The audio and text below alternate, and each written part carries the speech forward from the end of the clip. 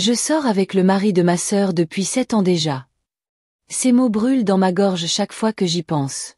Même seule, je n'arrive pas à les prononcer sans sentir mon cœur se serrer. Je m'appelle Mariam. J'ai 32 ans. 2 enfants. Et un secret qui pourrait détruire toute ma famille. Tout a commencé il y a 7 ans.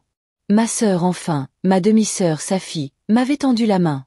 C'est elle qui m'a fait venir ici, à l'étranger. C'est elle qui m'a trouvé un travail, qui m'a aidé à avoir un toit. Elle voulait juste m'aider à vivre mieux. Et moi, j'ai pris son mari. Au début, c'était innocent. Des discussions banales. Des confidences sur son mariage. Idriss me disait que Safi était distante, trop occupée, qu'il se sentait seul. Il me disait que j'étais différente, que j'étais douce, que j'étais ce dont il avait besoin.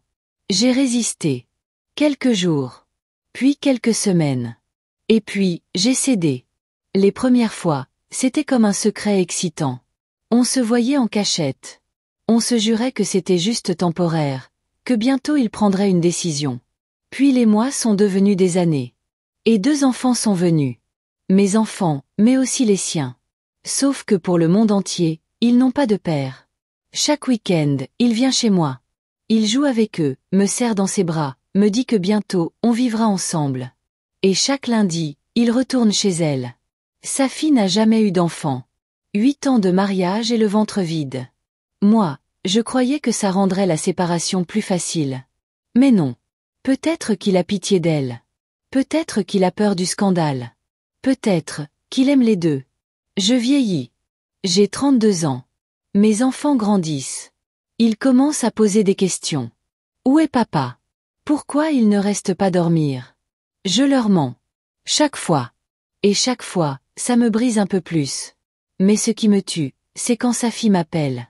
Sa voix tremble parfois. Elle me dit, « Tu es ma seule sœur, Mariam. Si je te perds, je n'ai plus personne. » Et moi, je réponds en forçant un sourire dans ma voix. Alors qu'en réalité, je suis en train de lui voler tout ce qu'elle croit avoir. Je suis piégée. Si je parle, je détruis ma sœur. Si je me tais, je me détruis moi-même. La nuit, je prie. Pas pour qu'il me choisisse.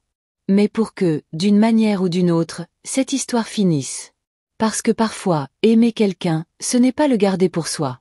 C'est le laisser partir. Leçon de vie. La trahison finit toujours par détruire plus qu'elle ne construit. Même si une relation commence dans la passion, quand elle est bâtie sur la douleur d'autrui, elle laisse derrière elle des blessures profondes qui, tôt ou tard, marquent tout le monde y compris les enfants. L'amour n'excuse pas tout. Parfois, aimer quelqu'un signifie aussi savoir renoncer, pour préserver la dignité, la paix et l'équilibre de ceux qui nous entourent. Les choix faits dans le secret peuvent avoir un prix plus lourd que le silence. Cette histoire t'a touché? Alors abonne-toi à Africa Story pour que nos mémoires ne meurent jamais.